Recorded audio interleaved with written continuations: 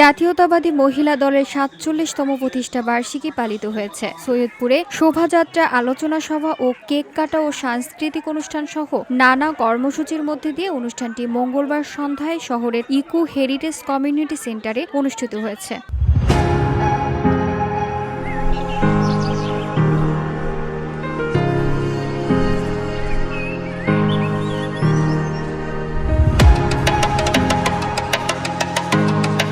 সৈয়দপুর রাজনৈতিক জেলা মহিলা দলের সভাপতি রওনক জাহান রিনো আফজালের সভাপতিত্বে সাধারণ সম্পাদক রূপার পরিচালনায় শোভাযাত্রা ও আলোচনা সভায় প্রধান অতিথি ছিলেন সৈয়দপুর রাজনৈতিক জেলা বিএনপির সভাপতি অধ্যক্ষ আলহাজ আব্দুল গফুর সরকার। প্রধান বক্তা ছিলেন জেলা বিএনপির সাধারণ সম্পাদক আক্তার শাহিন। বিশেষ অতিথি ছিলেন বিএনপির কেন্দ্রীয় নির্বাচন কমিটির সদস্য ও সাবেক সংসদ সদস্য বিলকিস ইসলাম, জেলা মহিলা দলের শিক্ষা বিষয়ক সম্পাদক রুজিনা বেগম, সৈয়দপুর রাজনৈতিক জেলা আয়ত্তাধীন কিশোরগঞ্জ উপজেলা মহিলা দলের নাজমা আক্তার, সাধারণ সম্পাদক রোকসানা আফরোজ সাথী সহ অন্যান্যরা উপস্থিত ছিলেন।